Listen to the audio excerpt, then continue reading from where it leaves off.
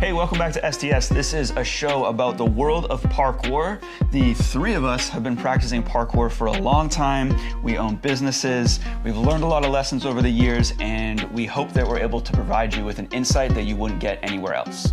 In today's episode, we talk about the SPL European Qualifier at HAL 5 in Leuven, Belgium, where we are right now. And we also talked about the upcoming release of Kings of the Concrete. If you enjoy these talks and you want to help us out, you could please share this video with one of your friends. Make sure you subscribe to the channel. Drop us a comment for the algorithm. Give us a 5-star review on Apple Podcasts, on Spotify. And without further ado, let's get into today's episode. So after this episode, I'm gonna need to take a nap. Yeah. Are you feeling that? Oh, you've been up for a while. It's been rough. What's good is last night when we were at the fry shop, what I was daydreaming about my sleep, because I knew what was going to happen, it all worked out perfectly last night. I was like, I know I'm going to wake up at like midnight or 1, and I just need to get ready to go back to bed. I need to like prime myself. And it worked. Woke up at 1. Yeah. It's weird how like when I've been waking up, I've felt more refreshed than ever before. And it's like, I'm so awake right now. But then that's the problem, is I can't go back to sleep. I'm not like groggy awake, like, I'm tired. I can just take a nap again, you know? Yeah, because it's like you're waking up when you actually need to wake up, not like because of an alarm or a time. Yeah, Tom, we switched places, sleep-wise, because that was me yesterday. And I think it was like 5 a.m. And I was like, I'm awake. It's very dark, but I feel great. Well, I should get up. Oh, nice. I got up early. Cool. You woke up. No, but see, we were in similar positions. You woke up maybe a little bit before me, like maybe an hour before me yesterday, but I still woke up absurdly early yesterday and was just like, cool, I'm like awake now. But not cool, because I was like, I need to force myself to stay in bed right now to try to like get a little bit more rest. The funniest part this morning was because I think I woke up because I heard you tossing, and then I looked over, and then you finally seemingly just decided like you were gonna be up, and I just see you like sitting up, and so I was like, hey Tom. And then we just both hear Dylan obviously asleep still down from our situation. Just enjoying the most delicious sleep. Just sucking it all in. Oh yeah, rem me up, baby. We almost got so jealous. We almost have like a bunk bed situation up there. It's kind of like, it's like an L shape though. Are you guys sleeping quarters head to head? No, we're like foot to foot. We're foot to foot. I'd be like, hey Tom. I wouldn't enjoy that at all. So we're all jet lagged, and we are definitely gonna enjoy this crumble here. Give me some crumble. Yeah, I'll take that one. Delicious.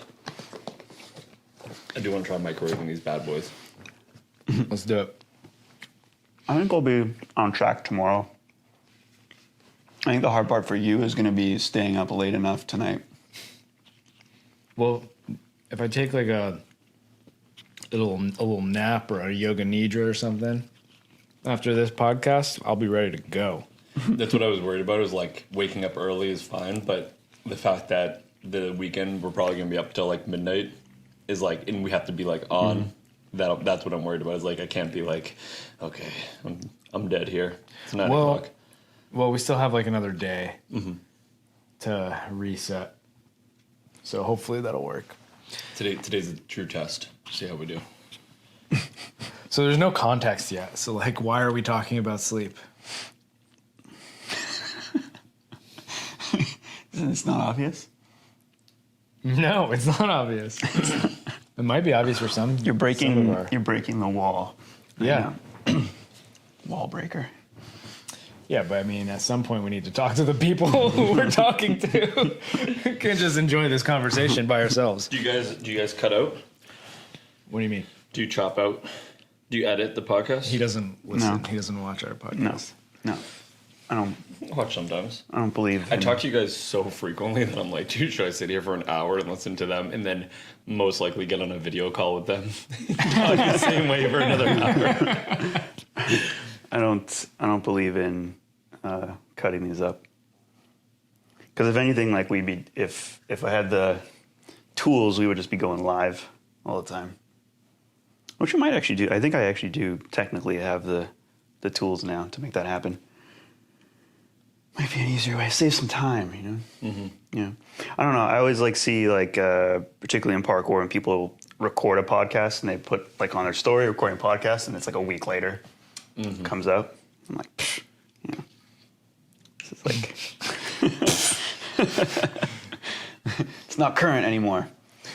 Speaking of current. Where are we? Tell the people. Now all of a sudden, okay. It's like I try to bring it up, and then you guys are like, "Oh, you're breaking the wall, Tom." Okay, so I'm gonna introduce it when I'm ready. So this weekend we got the SPL2 qualifier, our first ever European qualifier here in Belgium. Leuven. Jinx. We're losing it. Still haven't been to McDonald's yet, though. Today. Maybe today's load up. They had on fast food. it was like a chicken and onion burger that I want to try. Yeah, they call it the CBO. Is it? Or the COB. What's the B? Burger. If it's CO, no, but if it's C. Chicken burger, I think. Chicken burger onion. There was some acronym they were using. I'm into it though. Where did you guys see this? I didn't see this yet. At McDonald's. Yeah. Like On the window or something? They had the shopkeeper outside with like samples and Oh, I missed this part. it's a small operation here. It's still an upstart. I have to say, I'm really enjoying Leuven so far. It's really cool. A little cute city or town. I don't know. Yeah. It's nice. It's very walkable and bikeable. Wish we had a bike. I looked up some places. Yeah, how come you didn't get us bikes yet? You should. You've been talking about bikes for weeks, Tom. I've been talking about bikes for weeks. I wonder if people are looking at us like there's like a class system, because it seems everybody's on bikes. We're like the only ones just walking around somewhere. And so I wonder if like it's like car people are at the top, then you get the bike people, and then you get us, the petties. That was a weird way to frame that. Yeah, maybe there is. Maybe there's a class system, and we're just the lowest tier. Yeah. That's how it goes sometimes. We're bipeds. I didn't acronize that one. No. Nickname it up. Yeah. Well, it is already like a little contraction almost. Yeah. But I could have called us the buys. The buy. Maybe we start editing. This is the first episode of STS we edit. Actually, Dylan, I wanted to ask you, so we went to Hal 5 yesterday. It's a very different vibe than any gym I've been to in North America. With the, it's like a barn. It's like a giant barn that you roll into. Yeah, I don't know. What kind of... Is it a barn? It's like a warehouse, but it has a lot of sliding doors like a barn does. There's a lot of sliding doors. That's where the barn feeling comes in. And there's a lot of those curtains, those like industrial plastic curtains you have to walk through. Almost like it's going to like a slaughterhouse. Yeah, I really dig it. But it is like something that I don't know if you would be able to, like, if this was a building in North America, I feel like so much of it wouldn't be to code. Like they wouldn't allow businesses inside. Yeah, and it's also like there's some really awesome integrations around it. Like right across from Hal 5 is a supermarket. or a market or a grocery store or something. And if they did that in North America, they could, but I don't think anyone would go to that grocery store. I feel like people like, why would I go to that one? Why wouldn't I go to this massive industrial complex of chilled meats? And it is very cool though. They have like a pizza, like fire brick pizza place, and a falafel place, and an espresso stop. Espresso and bar. And there's like it's just like a little market. It seems like everywhere that sells coffee here also sells liquor. It's like it's here's your It's a bar. Yeah. A coffee bar / alcohol bar. Yeah, I get such a clubhouse vibe when you walk into like the Hal 5, and I almost got I had a similar feeling with, but quite different, like Breathe Park. The most similar space I've been to is Breathe Parkour in Calgary, because that's in like a sports complex and there's also food and stuff. But just like the barn feeling, the brick, just everything. I don't know. It's really cool. And I wish we could have buildings like that where it would be zoned and you would be able to lease something. It reminds me, it's like a community center space. It's like a place for people to gather and like do various things. But there's also like no general employees walking around. It's like someone leases a space out and then they're all kind of take care of and operate the section. Like there's no one walking around with like, I just work here at Hal 5 and I'm like making sure people aren't doing anything.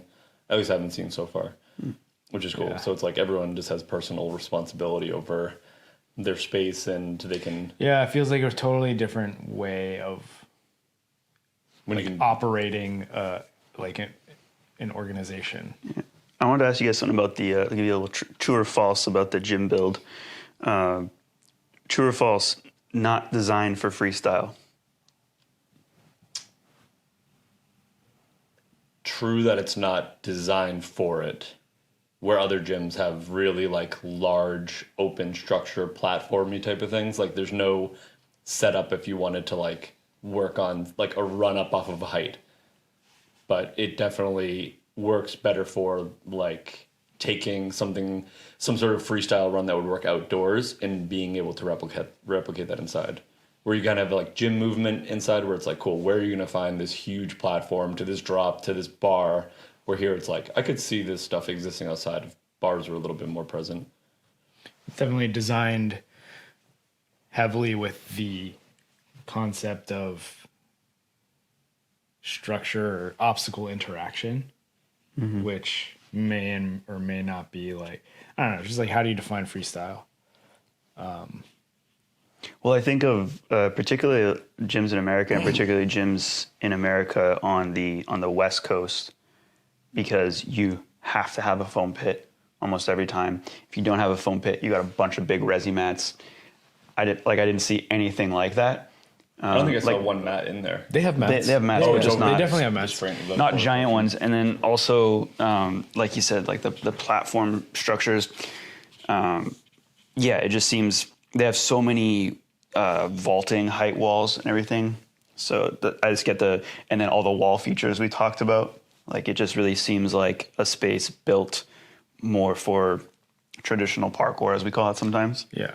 I definitely think that's like the primary like intention of the build is to like encourage the learning of and the development of traditional parkour. Yeah, you look at Nico and Gert's style where both of them, like they can do flips, but they have more of like a traditional parkour heavy style to their movement. Yeah. What I found interesting is that, maybe it was just because they were running a camp and they were working on acrobatics at the time we were in there, but none of the mats were in the parkour section. Yeah. Like there was no mats underneath bars or anything like that, which kind of to the point of like, is this a gym designed for freestyle? It's like there's definitely bars for bar tricks. Like there's no shortage of bars, but it's like, like nobody's working on bar tricks. Yeah, everybody's swinging and catting or preing on walls. Yeah, yesterday everyone was doing skill challenges. I I actually didn't get a good read on like who was there, who all was there yesterday, because I know we had Oliver Thorpe, who was there for the comp, but were all the other athletes that were training like midday yesterday, were they all there for the competition, or some of them like local? Yes, I'm pretty sure that's pretty much everybody there is here because of the competition. Mm-hmm. Yeah, how much of it was just like their training as a community today, and how much was it did they fly in for?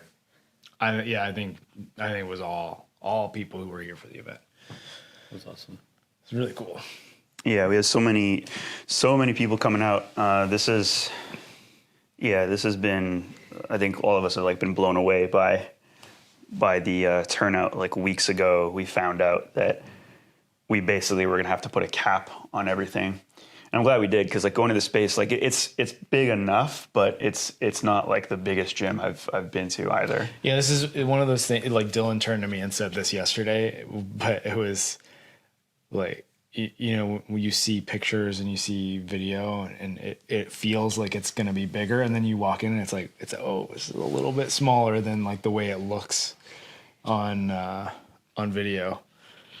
Yeah. Almost every gym that happens to me, with the exception of Origins, because every gym you see from like usually the perspective of like a well framed wide angle shot, and then you get there and you're like, oh, I didn't realize this was so close over here when I wasn't able to see it in the video. It is nice. So I love the height of Hal 5, and there's so much varying height. You know, it's not like clean height like Origins, but it has like its points where it could totally go up, and I could totally see like some play happening in those ceiling wood beam structures. Some of the like rafters, I guess. Mm-hmm. Really cool. Like you could like hang and swing on them, and there's definitely like they've included, actually I noticed at least one bar that was attached to a beam, and it was like, oh wow, that's like a high up swing, like terrifying. And like I said, there's nobody's putting mats in there. Okay, so we got mad people coming out. We have stacked divisions. We were just talking about it this morning, like how the plan, you know, is to only invite podium athletes, so anyone that podiums, but there's several divisions where it's like you kind of already have in your head who's going to be in the top 10, and you're like, I would take all these people. You know? It actually feels like it doesn't feel like we're doing a qualifier, because there's so many athletes that are coming out that have never been to an SPL or an NAPC, and so it feels more like this is actually like a final. Yeah. Well, it's just like when you look at the list of competitors, it's like, wow, each one of the categories is just stacked with people who are known, or even like some of these unknown beasts that like we're only now just learning about. Mm-hmm. And honestly, people who we haven't heard of that are probably going to surpass our expectations as well. So we'll see how this goes. But yeah, it's like, it's almost sad that we have to like cut out people. Mm-hmm. Because I guess a lot of people want to try to make it into SPL too. Yeah. But not everybody can. It's the nature of competition. Yeah. We talked about this already, but like I was hoping to see more Brits, but not a lot of Brits coming out. I don't know if it's hoping to see more, but it's more surprised with how close they are. There aren't more. Mm-hmm. Because we've had a lot of British invasion at the finals competitions, so I think we're expecting, okay, we'll see a good chunk of people come out, since that's hop across the pond. It's a big part of the reason why we turned away from the NAPC title, because it's like if we have all of our first place spots are in some years being filled with like 2019. 2019 was if I'm not mistaken, was an all Brit first place in men's, and then that year we also had like Elise Bickley. She didn't place first, but she was in there for style for women's. Which is actually, since the beginning we've had, it was already international. Johan Leroux participated in the very first event. Yeah, I mean that's because he was a Seattle resident at the time. Still pretty international. And then, all right, so, and then Zen 1 style. Years ago, I don't even remember which one that was. And then the British invasion happened. Brody Pawson. There's like the year that, people have been coming from all over. I mean, we had CP came out to try to qualify from Singapore. We had Japanese athletes. We've had, Camilla at the time when she first competed, she was living in Brazil. Yeah. So do you guys feel like this, because someone made this comment to me in the last week that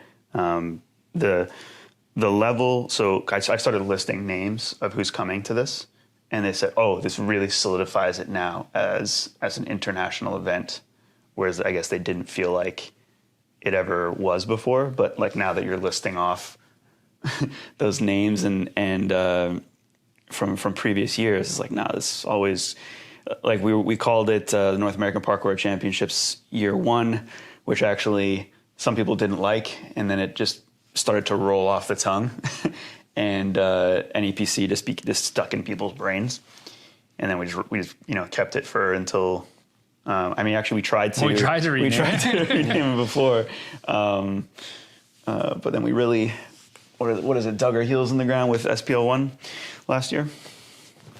And we have been trying to make it international for a couple of years, but COVID kind of put a huge damper on that. 2020, we were trying to be overseas a little bit more and cement the international side of it, but with everything, it was just too hard to figure out where we could go. And it was kind of nice with COVID.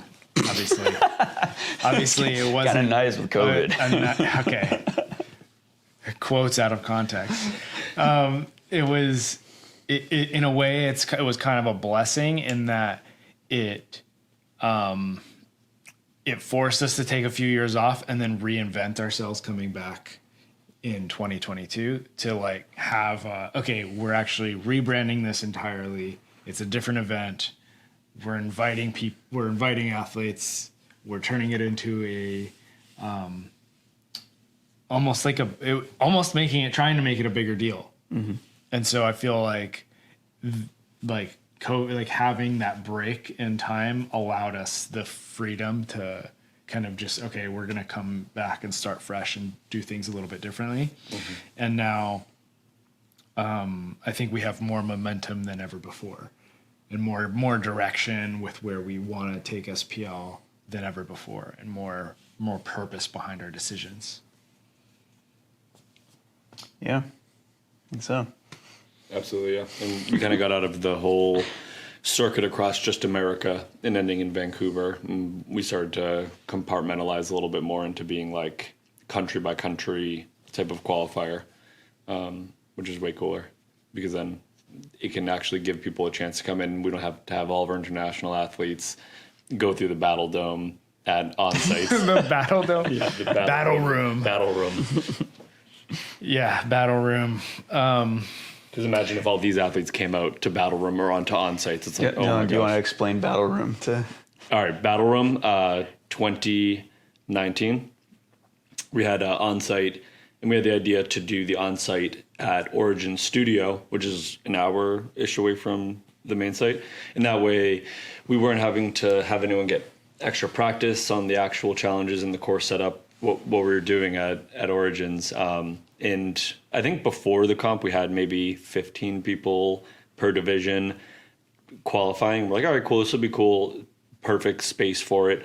And then we show up at Origin Studio and there's just like this 1,000-foot line of people outside of the door, and we're like, oh my god, because Origin Studio is an awesome little gym, but it's like 1,000 square feet, and so speed works okay and style works okay, but for the community round of skill, we have like 50 people in there, all trying to get these challenges done in like this 30 or 45 minute time period, and halfway through, people just started getting the the beta that they had to like push people out of the way. Like you couldn't wait in turn in line because if you did that, then you just had to test out the challenge. So by the end of it, people were just like shoving people out of the way, like walls were falling down. We had half the people holding up walls to complete challenges because all these huge athletes were just slamming into it repetitively over and over and over. It was awesome. It was excellent. The energy is unparalleled. And the right people got through, so. Okay, so we got over 40 men competing in skill this weekend at Half 5, and so we've broken into 2 heats. Do you think those 2 heats are going to be enough, like basically give enough space that it doesn't turn into a battle room type situation?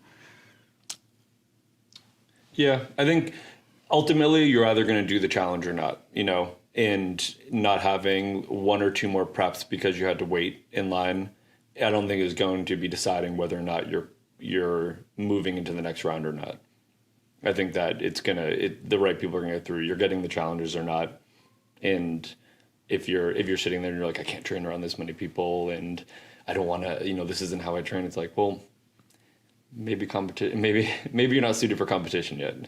You have to be able to put yourself out there and compete against other people. And it's a really cool dynamic because while it's not versing other people in a traditional sense, there is that sense of having to work and compete against other people there. And it's not just you versus the challenge. It's you versus the challenge plus the line and the psychology of everybody else. A challenge you've spent 20 tries on and someone else comes up and flashes it. You're like, oh my God, that was easy. Like, that's supposed to be easy. This is the first round. Like, I think it should be fun.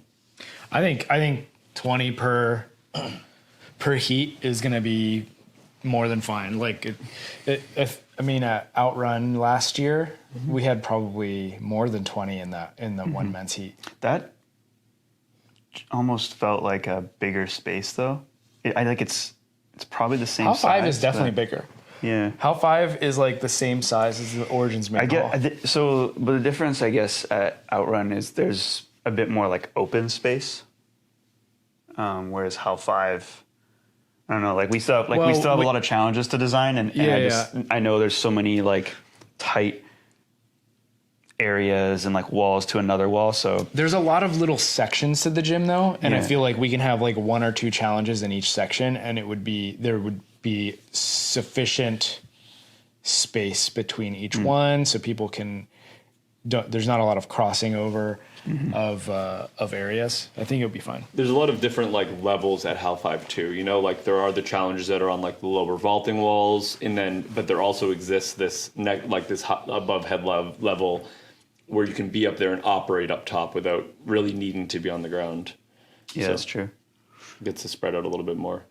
Okay, so I think this brings up just like a question that might be good for listeners.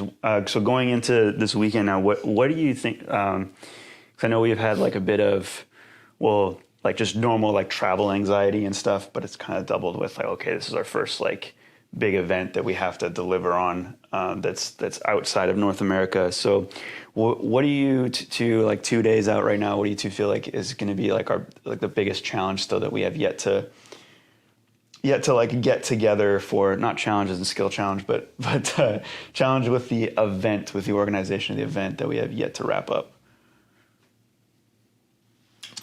For me, it is definitely just we haven't done skill design yet, and that's like the looming. I mean, Dylan articulated it well earlier today, which was that like speed courses, even if they're not like perfectly designed, people will still like enjoy running a speed course. Style, it's kind of all about what the athletes choose to do in the space, and not so much on the pressure on us to like set up a perfect course or anything like that. With skill, all of the enjoyment comes out of the design of each individual skill challenge, and it also so the athlete enjoyment comes from that, but also the outcome of the competition heavily relies on skill being designed perfectly, and and there's so many of them that we need to design. So it's just a lot of work to, in terms of the quantity of skill challenges, but also in the quality of skill challenges, so that we can make sure that people enjoy each challenge, and then also there's enough separation between athletes that we don't result in a 20-way tie. Yeah.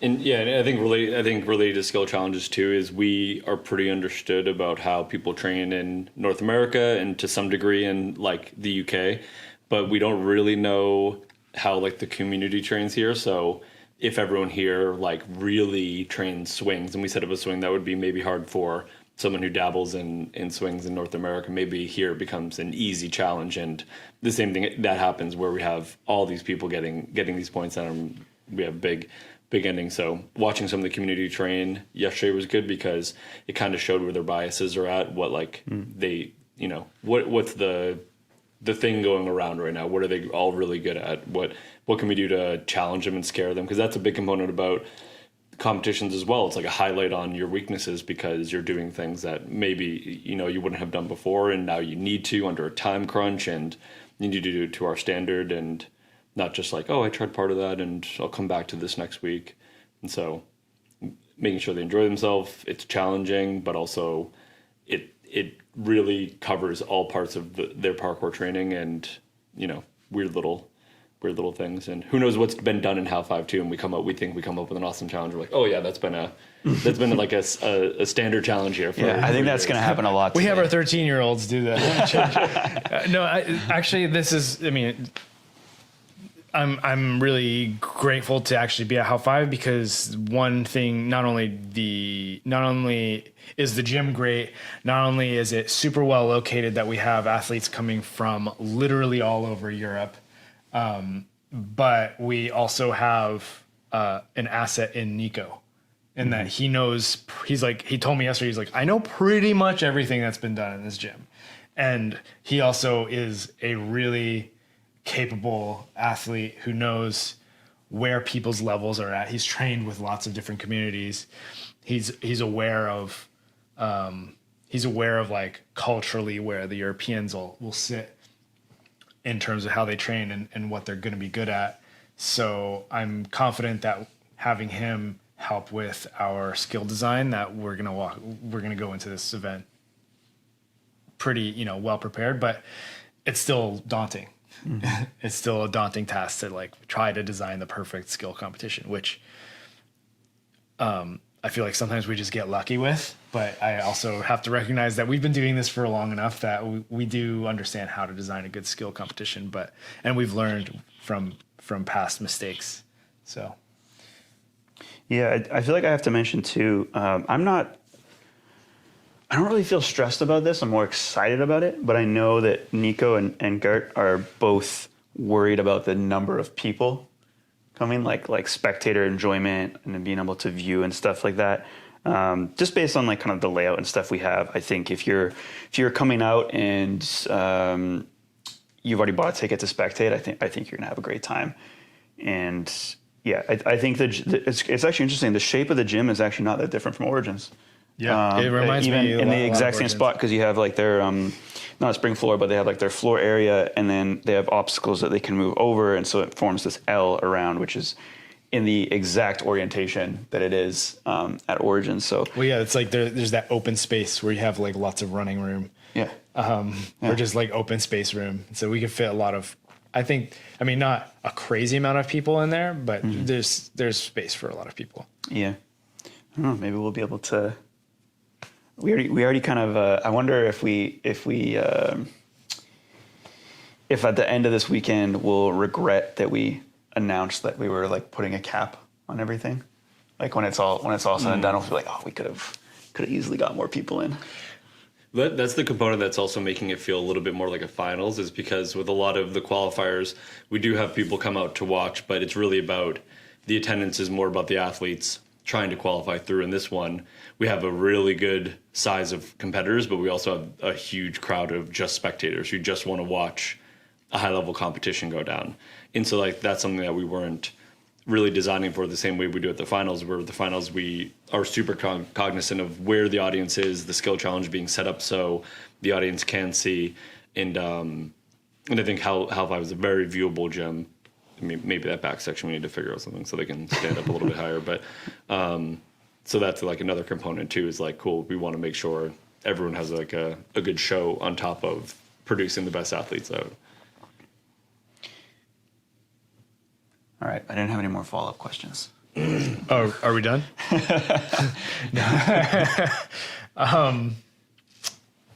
Yeah, It's the jet lag. It's the yeah. I feel like this whole episode so far has been like point made. Oh, what's next? it's brain. It's brain lag. I'm feeling good. You feeling good? Yeah.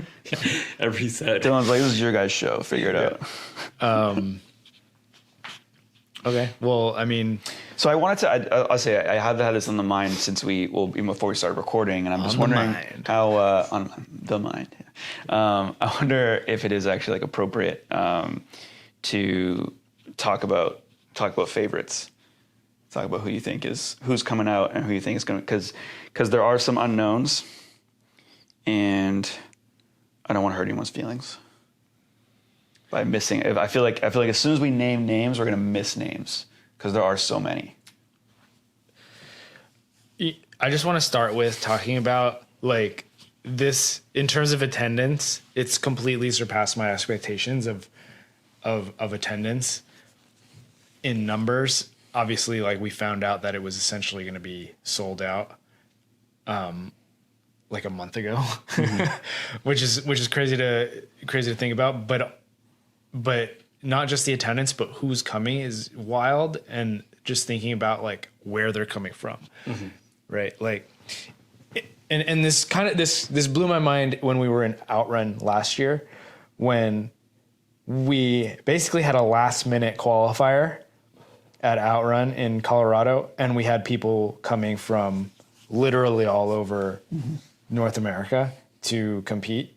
It's like people from like, Georgia, but people from Portland, people from the Massachusetts area, people from California, it was just wild to see like that many like people just coming from different areas of the world or of North America. But we have confirmed athletes from Sweden, Denmark, the Netherlands, Germany, Belgium, obviously, Italy, France, Portugal, the UK, Poland. Like I've named almost like all of like the European countries, like the Western European countries. And that's just crazy to think that like SPL has a big enough, like people are that interested in what we've been doing in North America for the last 10 years. I guess it makes sense. Like it's kind of slowly been building over time, but it's wild to me that people are coming from all over the place in Europe. I thought it was going to be like, oh, maybe we'll just get a few like athletes here and there. I thought we'd probably have half the attendance that we're going to have. Without naming any names, I can name a name. Well, one thing that we've talked about is with Ellis is with like, well, I think, there's been kind of almost the meme that it's like, he'll go out and do these like some of the best style runs ever and get robbed. And we've talked about, how those runs would have performed at different years, final competitions. And so I'm really excited to see in person if what I'm seeing on video and what I'm getting back from like the podiums of the competitions that he's been at, if it ends up working out the same way and we have a similar discussion happen, or if, I guess it ultimately depends on his and the other athletes' performances, but it will be just interesting to see something where he's kind of been at the focal point of some of the competition controversy. It's like, how does it actually play out here? How does he work with our format, and how does he work with the space, with the other athletes? And I think his runs will just be awesome to watch. Be cool just to see that happen in person. Yeah, he is definitely the easy name to drop. Yeah, more just about because it's like it's been competition after competition where I've personally felt he's been robbed out of some podium spots, and it feels more on the formatting fault on that side. So it'd be cool to see him in. Yeah, that's true for so many other athletes though too. With how we've over the years like fleshed out the design for style comps. Even we're not doing it this weekend, but how we would have like combo round big trick, line.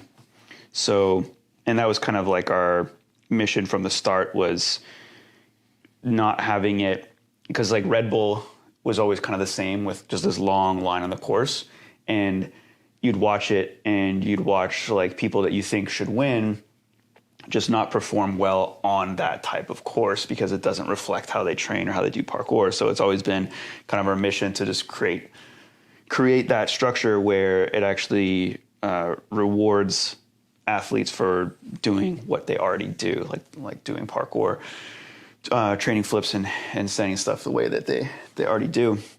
So yeah, I feel the same way about Ellis, that I think he should perform well in our format, and he's the easiest name to drop because he's the one on Instagram all the time doing stuff that only he can do. So, but we also got like Kevin Franzen coming out. He's quite a seasoned competitor himself. We both, Tom and I were both like super impressed by him at Kings of the Concrete with just how he competes. So I'm actually just the way he constructs lines too. It's let me so finish my point cool there, bro. to watch. There was a point 0.5 second pause. I got my point in. Go ahead, continue. Better be a good ass point. I was just generally saying the way he competes, but no, it's like I forgot. We're good. It was a yes and.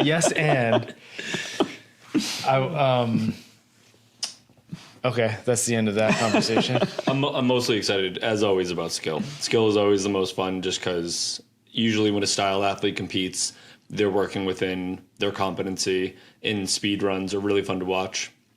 But with skill, you're putting people sometimes out of their area of expertise, and it's really cool to see people like overcome. And when someone like is working on a challenge, especially the 2-minute challenge, is really awesome to see how people like approach new challenges without practice.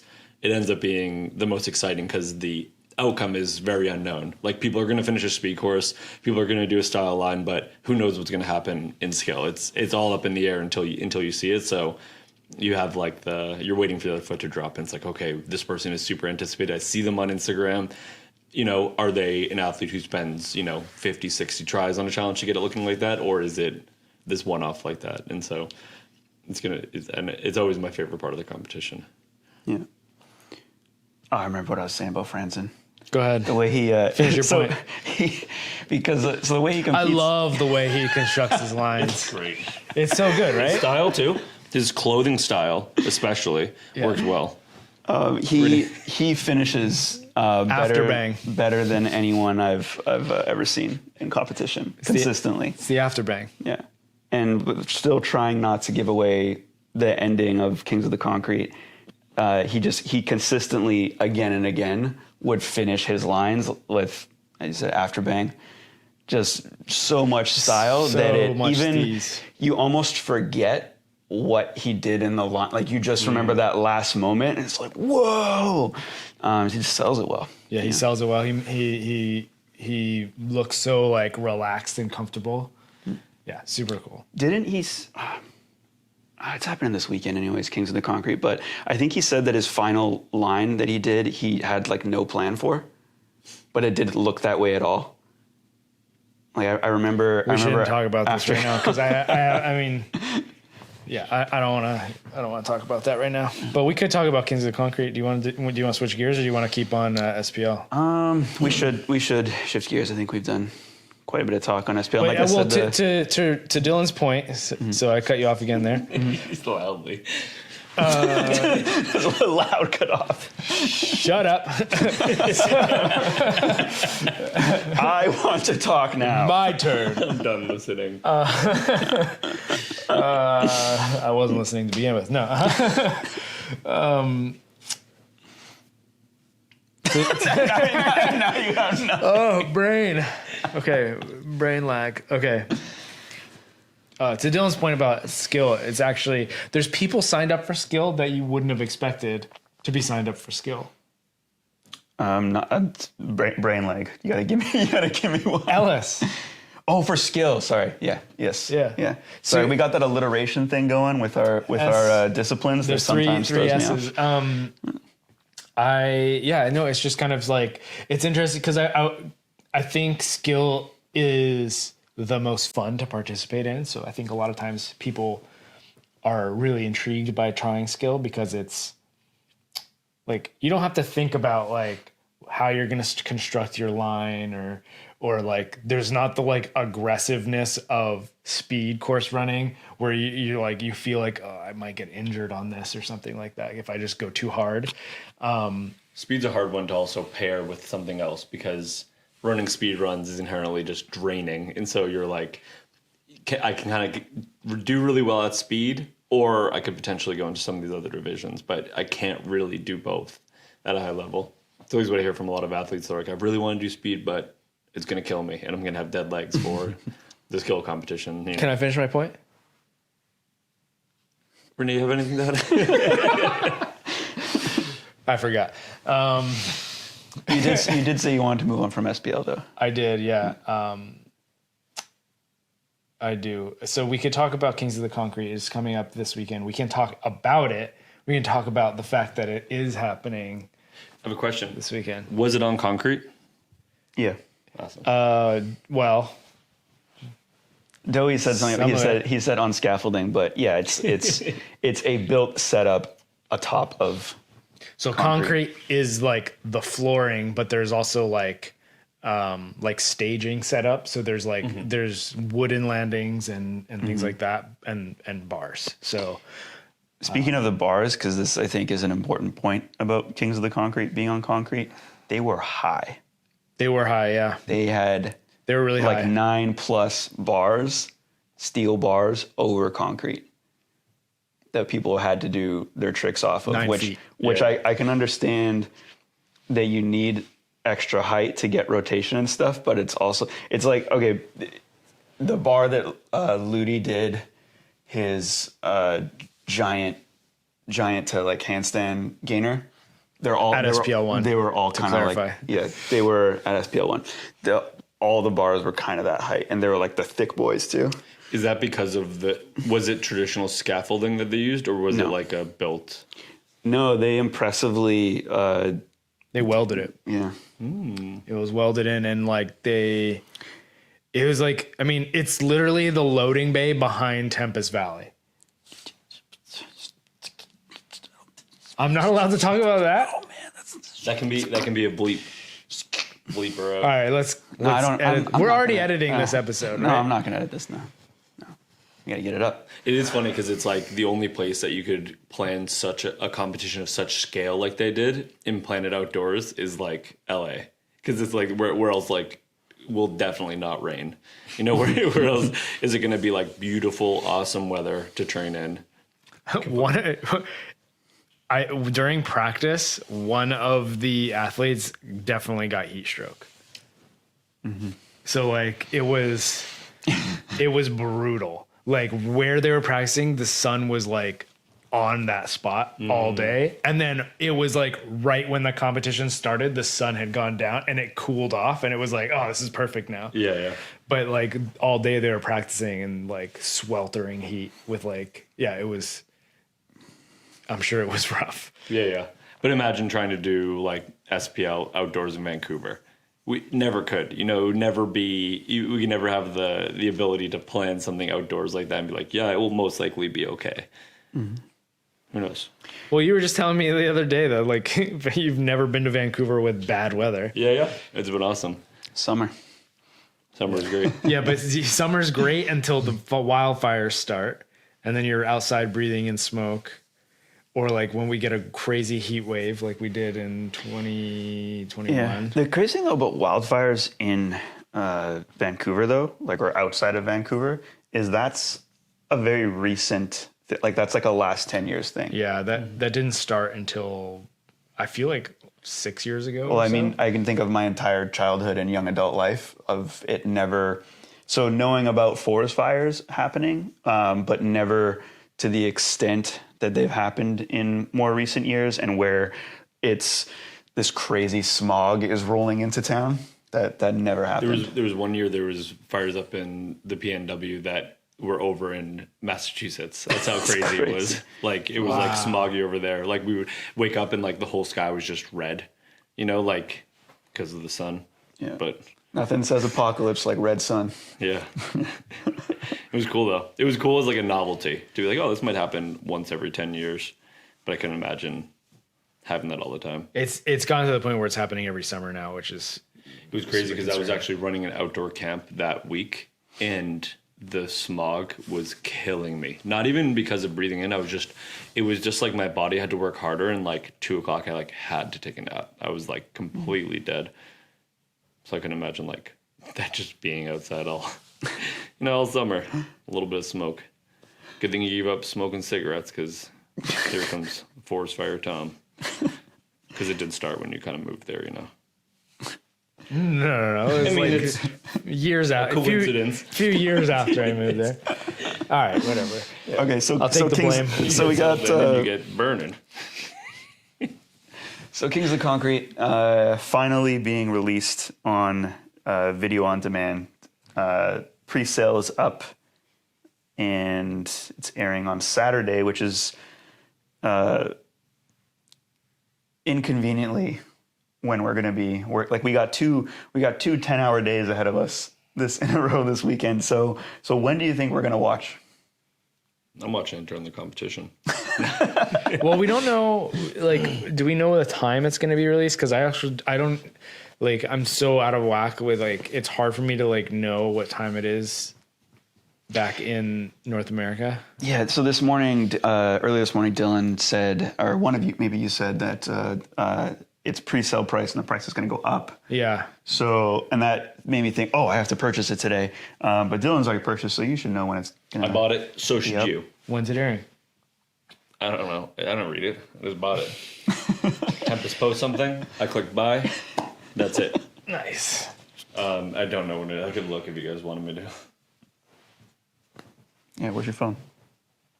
Under the couch where it's supposed to be. Heavy ass couch.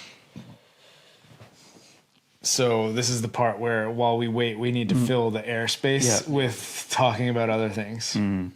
Or continue to talk about the same thing. That's actually probably better. Yeah, usually if we don't change the subject. Usually we talk about the same thing. So I'm trying to figure out. But I don't think we're going to end up watching this weekend. I think it's going to be a Monday thing. I also think so. Next week, this is actually a question I need to ask you about because we're going to be parting ways on Tuesday. And so we could probably do a record of the pod Post I think Monday. I think Monday we'll do a record, and it would be good if we watched it by then. Because we like to be the first to speak on these type of things, It's airing 2 p.m. Saturday Eastern time. So here it's 8 p.m. 8 p.m. Saturday. Okay. We're not going to be done with the event. No, we're not. No, but we can watch it that We're night. going to be done at about 8 on Saturday. Oh, we could tune in according to my seasoned scheduling, we're going to be done at 8 o'clock. We don't have a TV here. We got laptops. We could each go into a different section of this house and watch it. Don't even pretend like you're going to watch this on a TV. You're going to watch this on your phone. What is it if we're all going to sit down? We can all watch it on my phone. It has a kickstand, like a TV does. Oh, how convenient. It's awesome. I'm excited though. I was going to mention laptops again. The trailers look awesome for it. In the commentary sounds really nice. Who was the commentators? Jeffy. Yeah. And Andy Day 2.0. It sounded like Andy Day, right? That's what I was wondering. Andy Day. Are you guys talking about Andy Bell? Whatever. Andy Day is the photographer, the parkour photographer. Yeah, it sounded like him. Keel? No. Yeah. Whoever did the Red Bull and no, he's a professional. So it's Jeffy and a professional. What the fuck's his name? The Professional. The Professional. Leon. Leon. I don't know his name, but I at the time, when it first happened, I remember finding out. Oh, it's it's a professional guy who is in the inner circle, not inner circle, in the circle of Tempest. I do appreciate having like an outside voice within commentary, but ain't nobody better than Joey Adrian. yeah, Let's be real. Joey is the best. He's awesome. It is cool just to have an outside perspective because it kind of can help translate a little bit to someone else. It has a little bit more appeal than just parkour people watching it. It could be shown on, I know, because I remember they said that they were trying to originally get this for some sort of streaming service or to episodic or serialize it somehow. See, I actually kind of disagree with this point. I feel like in no other sport do you have somebody who's not knowledgeable about the sport commentating on the sport. Maybe not live like this, but you definitely have people who are outside of like the knowledge circle, like talking about it and reporting on it. And so it's Like, I understand the to cut you off here. your belly shot. I gotta show it. I understand. For the patrons. Okay. It's from the patrons. Now I lost it. Okay, I understand from the perspective of like, we need to educate the audience, and potentially we're going to have people who are watching this who aren't in the culture and aware of what's happening. So the knowledge translation needs to happen here. But I don't see why you can't have that with people who are actually knowledgeable about parkour. Mm-hmm. And why do you need some muggle talking about it? Maybe not necessarily. Or asking the questions about it, right? And I never understood this argument. The one point of agreement I have with this is that if he's a professional, he knows how to do commentary. Yeah. Whereas if it's just people who are in parkour, they aren't always that competent, right? And so he knows how to structure commentary. He knows how to talk when, and like prompt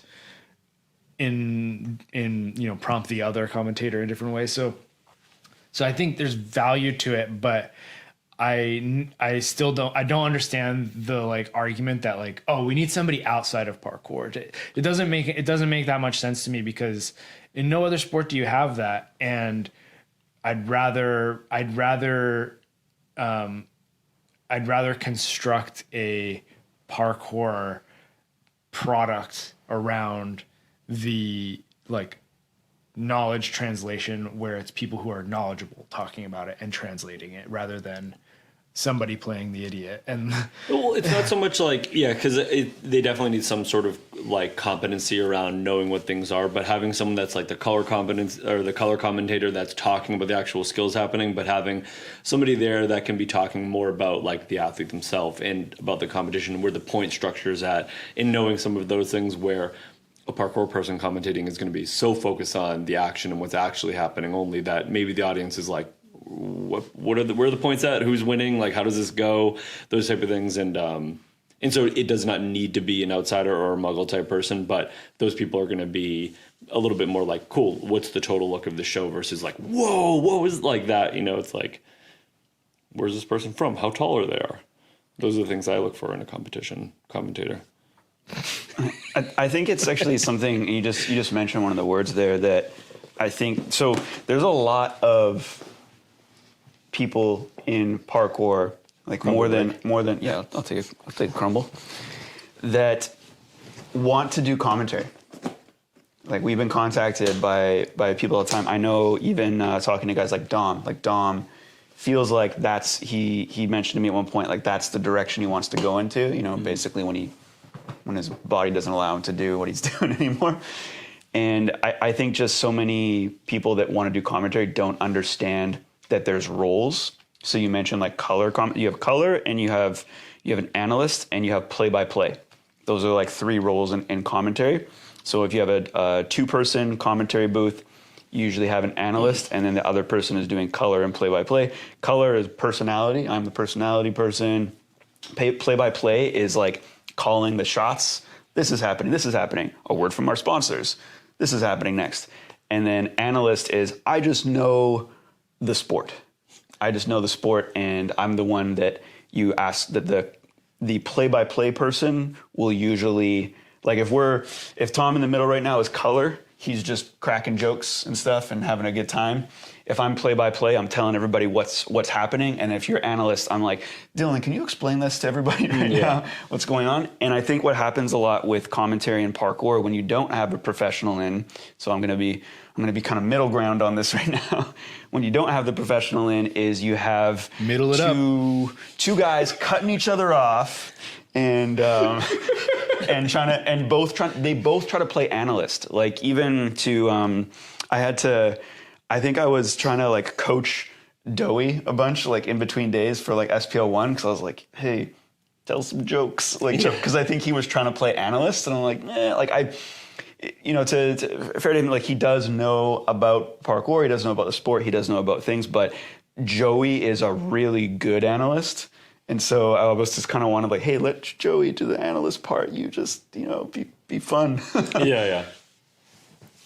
I feel like they actually worked really well together. It wasn't like by any means like perfect commentary, but there was a lot of educating the audience on topics, which I was very happy to see. And this is like my dad texted me and was like, oh, they did such a good job of like making it funny and enjoyable for somebody who like doesn't do the sport to like know about it more.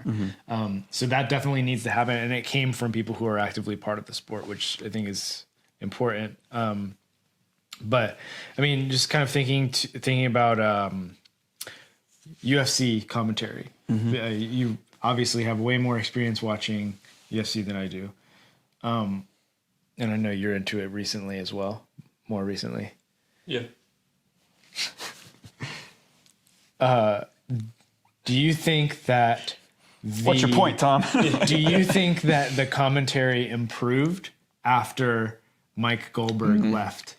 Okay, so as someone who would watch the sport and know things, I grew to hate Goldberg because he always said stupid stuff.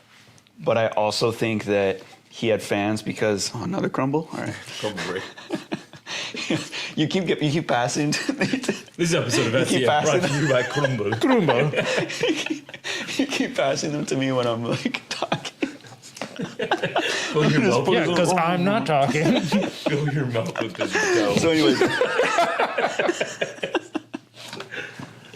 I just always I always hated Goldberg and would get upset, and I would post things about it too and be like, oh, it's a stupid thing, I can't believe you said this or whatever.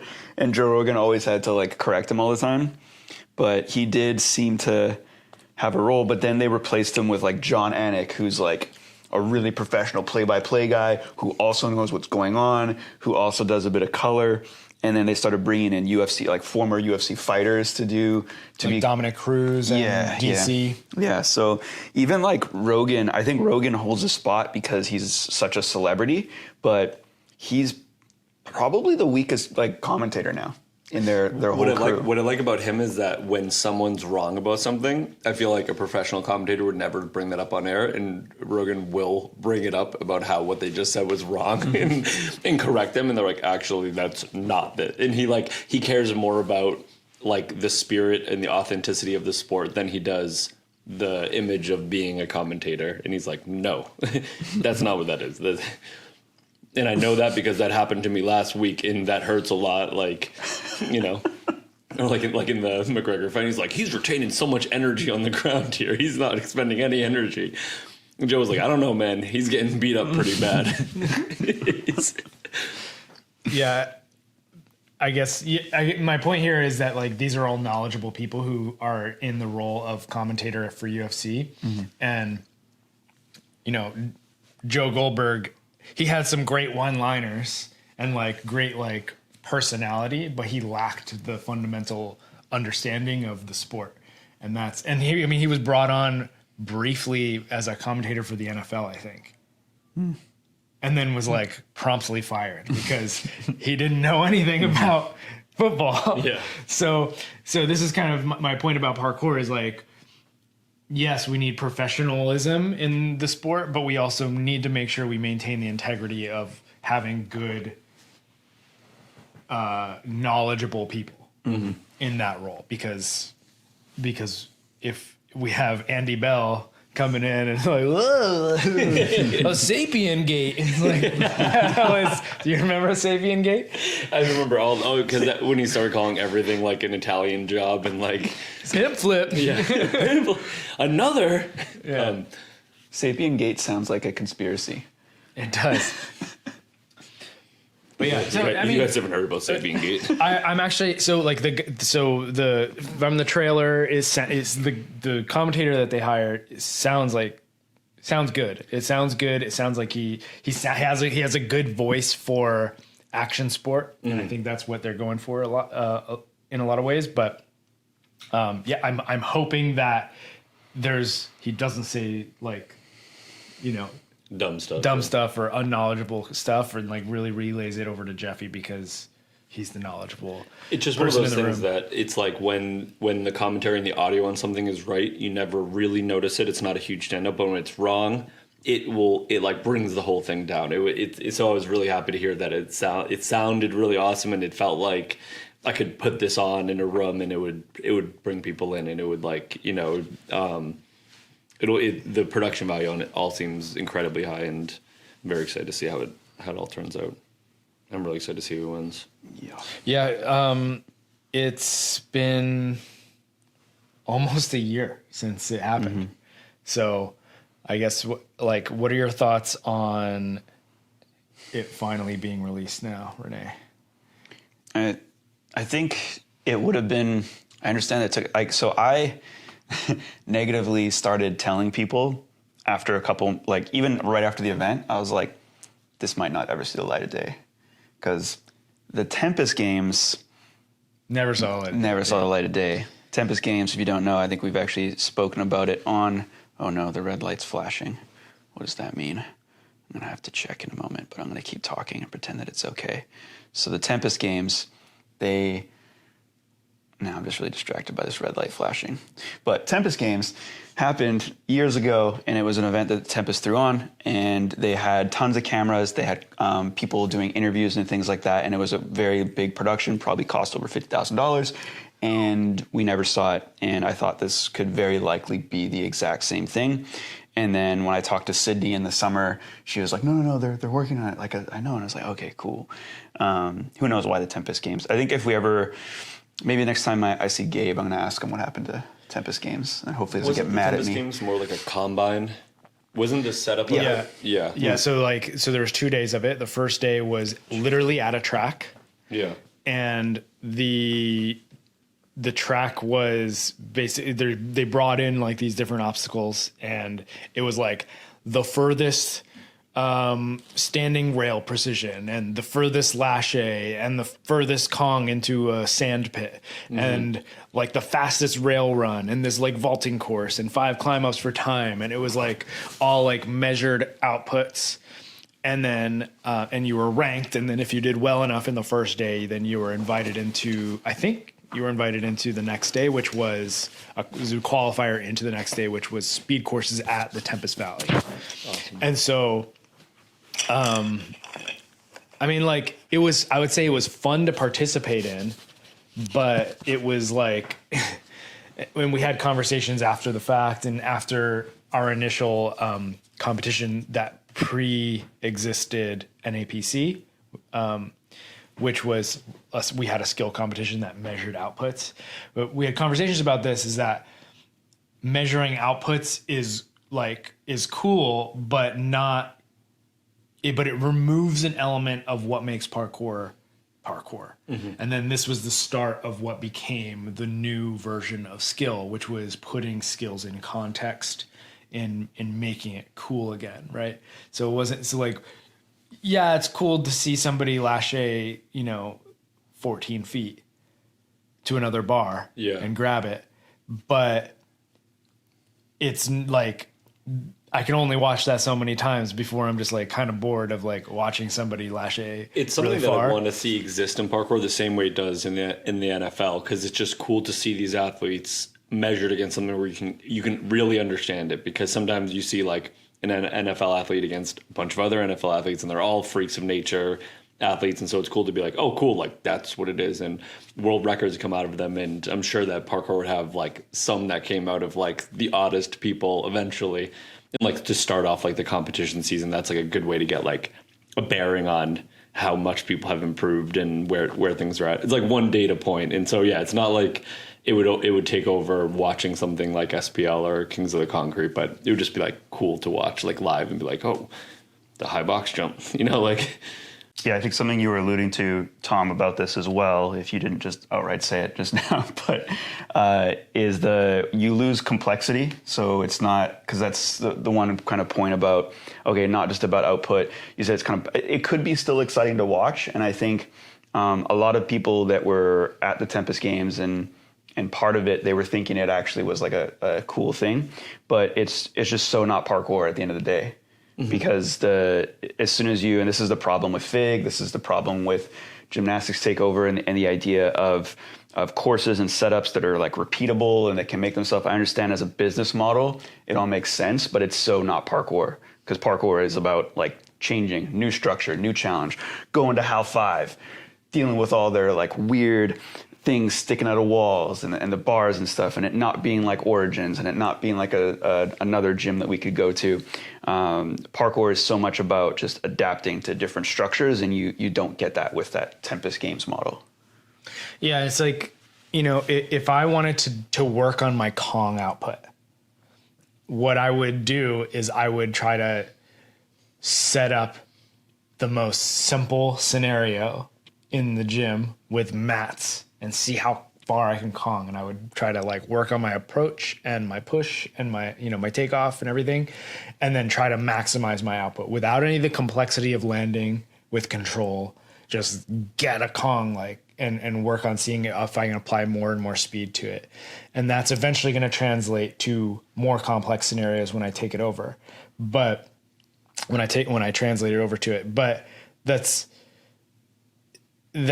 not parkour. I mean, it's training for like the output, so I could eventually do the IMAX Kong Pre or another large Kong Pre that I might be training for. So it's I think of it in the same way, as that it's like just demonstrating output is a necessary component for like high level parkour, but it's not sufficient in that it's not like, just because I can Kong really far and land on something soft doesn't mean I can Kong really far and land on something that's hard and skinny and or like stride off of it and land on something else. That's what makes parkour cool, is the complexity.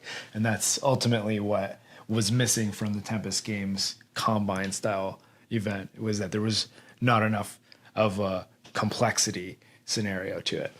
It would be cool to do something like at a competition, almost like a sideshow. It's like, log your standing jump, like those type of things. So it would almost just be a record of like, because it'd also be cool to see, does someone who could do like a really large broad jump on the ground, does that translate very well when you put that same athlete into context, It's just one of those things. I think it's just like, it's a cool data point to have. It's fun to see, but it totally doesn't replace. It's not a competition as much as it is like a logbook or like a benchmark.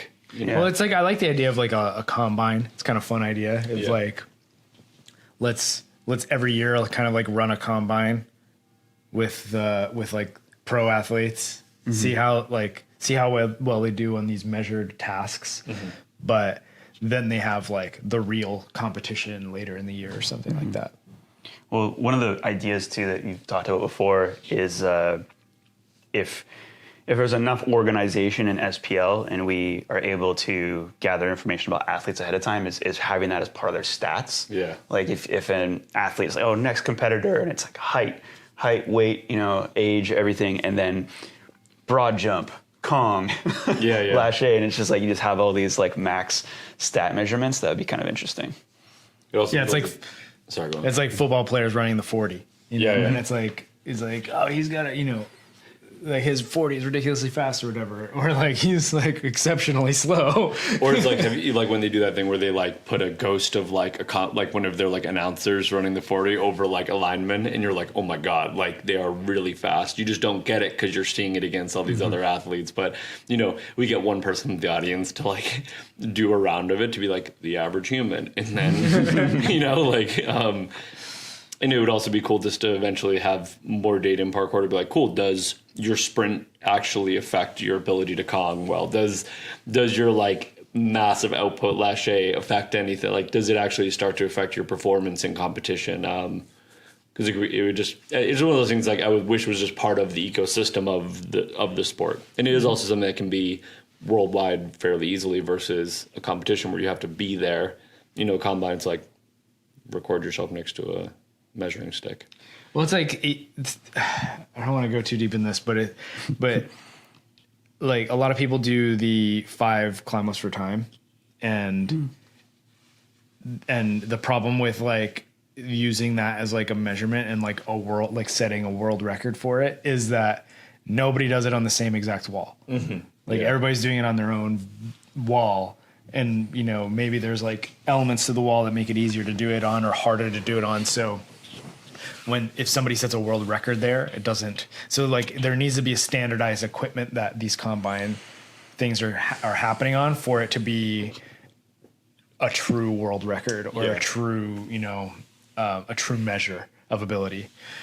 Sounds like a business opportunity. It does. We need to get a beer brand involved to handle this for us. They need to be the ones proctoring all of our world records. So this brings us back to the point that you were bringing up, which was that you never thought that Tempest games never saw the light of day, and therefore you had the suspicion that maybe Kings of the Concrete wouldn't ever see the light of day. But now that it is coming out,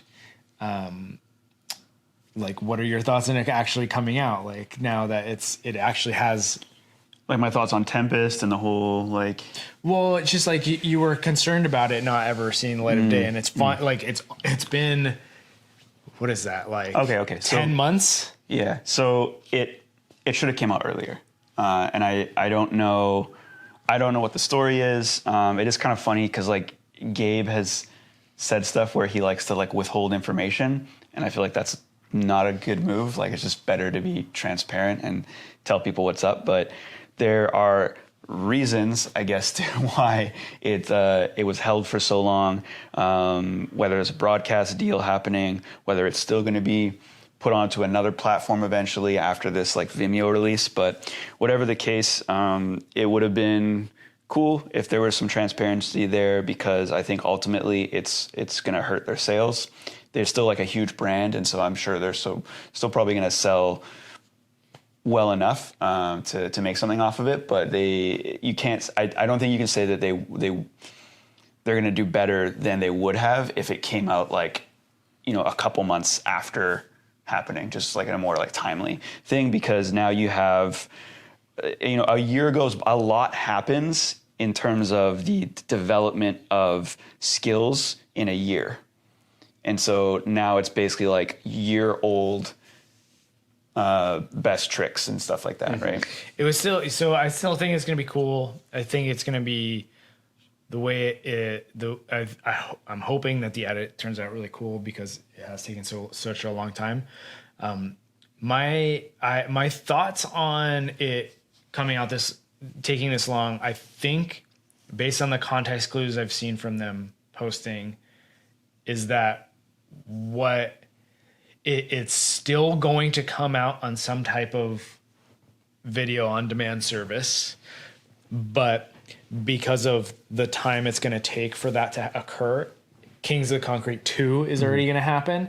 And so because they didn't want to make people wait that like way longer to then watch the first Kings of the Concrete, which was which came out, you know, which originally happened potentially 2 years prior or something like that. They're like, okay, let's just release it ahead of time with this, like for the community, with this pay-per-view model on Vimeo, and then eventually it'll come out on video on demand where a wider audience can can witness this, but to the point of like, you know, being critical of them, it's like, yeah, we could be critical, but at the same time, this is their first time doing this. So I also am pretty, what's the word? I don't know. I'm pretty forgiving about it because they're learning through this process and they're still figuring it out. But also, I feel like I forgot my point, damn it. I should have just cut you off. You should have. No, I had another point. I had another point, but it might come back to me. Yeah. So I'll cut you off when I remember it. I actually, because I feel like, and again, you asked me like, how do I feel about, you know, it being released and stuff. And well, because this is very, and I'm not going to stop you, but I am stopping you for a moment. This is a lot. I've seen a lot of people critical in the comments of them, and it's like, oh, and then you're going to charge us for this too. And it's like, you know, people are really upset about it, and it's like, oh, this happened a year ago, and I get that perspective, but also my point is like, this is their first time doing, they're trying really hard. But go ahead, sorry. So, you just mentioned it because you mentioned the price and charging. And so the last point I wanted to make on the final release of this and it costing money, and I left a comment on this about it already on their post, which is that the fact that they're charging money for it increases the value for me.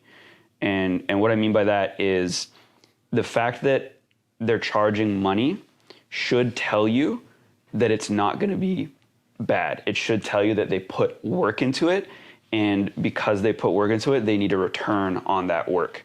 If it was free, then you get what you pay for, right? So like if they were putting it up for free, that could tell you that maybe it wasn't very good. The fact that there's a price tag on it makes me think, ooh, this could be really good. Yeah. And I think with Tempest also, it's either going to come out and be this awesome thing that they're going to charge for, or it's not going to come out at all. And I appreciate that because I like to see like awesome stuff like this happen. You know, I want to see a huge construction that they welded and custom made and flew out all these athletes to. And that costs money, and it's awesome to be like a small part of that to help fund that, you know, even post versus like, you know, someone filmed this with their phone and, you know, release it on Instagram stories, and it never, you know, of like just some local athletes. I'm very excited for it. Yeah. So I remembered my point that I forgot earlier was that you mentioned Gabe's been like really discreet about talking about specifics, and you're like, oh, I think it's better to be transparent, but it's like, maybe he can't be transparent because sometimes contracts limit you from talking about what's going to happen, or maybe things aren't finalized yet, and so he doesn't want to overpromise and then underdeliver about what's actually happening behind the scenes here. And so while transparency I think is a good quality, it's also it's not always possible when it comes to the legal or contractual obligations. I get what you're saying there. I do think that he could just be vague. I think there could be like there could have been some Tempest vague messaging. Like they've been vague. They've been vague about things. They've been vagabonds. But okay, no. But I mean like because it did so much time went by that it seemed like okay, it isn't coming out. They're just going to go all the way into Kings of the Concrete 2, and we're never going to see this. So I think just early on some messaging like, hey, the edits, because I did see stories early on, like story posts where it'd be like showing like editing screens, you know, like Adobe Premiere or whatever. So I just think like more of that, just more between last year's Kings of the Concrete and now, if there was just little check-ins, just little check-ins there, like, hey, it's being worked on. Hey, it's being worked on. Hey, we're not sure where this is going to take, but it's being worked on. We know you guys want to see it. Just a little bit of acknowledgement of audience and acknowledgement of customers. Again, they don't have to do it, but I think the fact that there's that would go so many, a long way. Yeah, the fact that there's people that are like upset about it, it's like I think that is also justifiable. Like, yes, you can be forgiving because you can understand because you're also a little bit in that world of creating things and then having to hold on to them, right? But I don't know. A little bit of check-ins, I think, would have satisfied people. Yeah, I think that's a good point. I agree with what you're saying here. and that's maybe something that they can learn from and take into their next. No, they're not going to listen to this. Well, I mean, the other problem is that Maybe. once you start talking about something, people get like their first impression of it, and it creates that rhetoric that's really hard to change after the fact.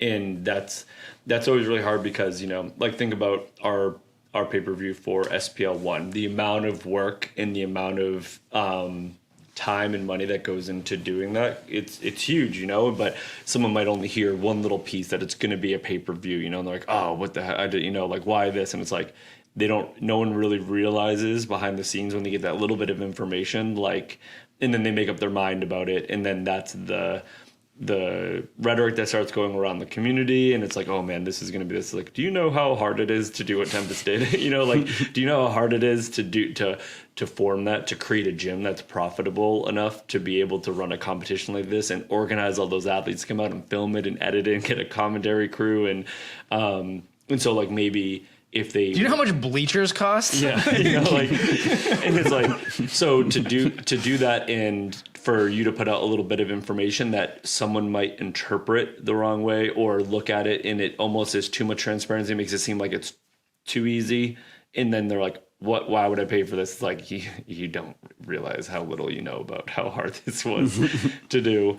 So it's like, you know, I do wish it came out earlier. It would have been awesome. I think it would have been really awesome if they had been able to release this on some sort of streaming service or something like that.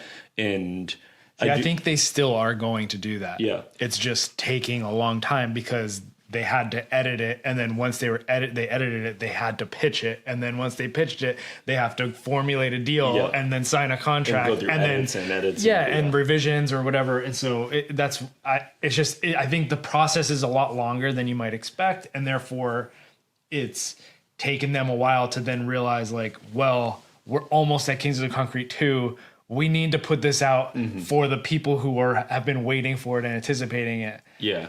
And you also don't want to like tell people it's going to be on a streaming service and then something falls out and it doesn't happen. And now people go, okay, well, was it not good enough to be on a streaming service or blah, blah, blah. So it's, you know, I think the biggest point that you have, Rene, is that it does suck because with parkour, it's like some of the stuff that might have been groundbreaking then might be irrelevant now. It might be super commonplace now. And that's the downside of a huge bonus of parkour, is that it's always changing. Like what happened 5 years ago probably is impressive today, but also sucks with like these timeline things. You know, it's like, is it going to hold up? I think it will, because it will still be awesome to see. It's going to be awesome content to watch, and to have, like, you know, the next generation look and be like, I want to be. Yeah, I'm trying not to discourage people from buying, because I do think they should buy, and I do know, like, reflecting in my head on what went down and some particular athletes, what they did. There's some really cool stuff. So still holds strong. I think it does. Just that is like the risk they run, though, of holding it for too long. Like, if you imagine we hadn't well, this would be a long time, but it's like, I was gonna say, like, imagine if we hadn't released 2019 NEPC yet. Yeah. Just if you saw it live and then, you know, you're waiting now. I don't know. I think Max Antel's double side pre would probably still hold up, though. Oh yeah, for sure. Oh my. Alrighty. So again, this weekend we got our first ever SPL European Qualifier happening. Same weekend, Kings of the Concrete. But people aren't going to be able to see the SPL Qualifier this weekend. We're not doing a live stream. However, we're going to have multiple cameras, and we will be releasing edits on YouTube after. So everyone can look forward to seeing that. And they're not going to have to wait 10 months for it. Yeah. Well, you didn't need to have that part. But Yeah. I just need to know. Give us I'm just trying to give them a promise. We should have been real. When's it coming out, Rene? We should have been like, 10 months is an easy amount of time. It'll give us, it just helps us out. We're like, this is the minimum amount of time. 9 months later. I can't believe they're releasing Kings of the Concrete so soon. Gives us all this time. But yeah, the plan is to get on some edits, and at least I know we'll have Instagram clips and things of some of the big moments up. Not immediately after, but pretty close, pretty close to the finish. So whatever goes down, whatever some of the athletes already mentioned get up to, you will be able to see it shortly after the event, but there won't be a live stream. Boo. Yeah. Why not? Because it's expensive. Because it's hard to do. It's hard to do. It's expensive. We're traveling. Mm-hmm. We're Well, we did. Just to cut you off there, we did come into, we did have we did talk about it. We did talk about doing a live stream, and it's just that we don't want to do a single camera setup where it's just like panning around or someone's phone or whatever, just because it's not good quality. Yeah, we want to put something out there that's going to look like halfway decent, so that people can. I think now we're underselling. Lower your expectations, for the video quality of the European qualifier. I'm feeling antsy now. I want to get out. I want to go to this gym. Yeah. All right. So just because you said that, I think we should just sit here for longer on this couch. The most fidgety person in the world here. All right. I was that pretty still this whole time. I've done good. I think I've moved around more than you have. I've been holding it in. I keep trying to see Dylan, so I keep turning this way. You want to sink lower? Yeah. Anyways, that is it for us today. I hope you enjoyed this episode of STS, and you'll what? I need a nap. And we'll see you immediately following this weekend's events to give you a full breakdown of what went down.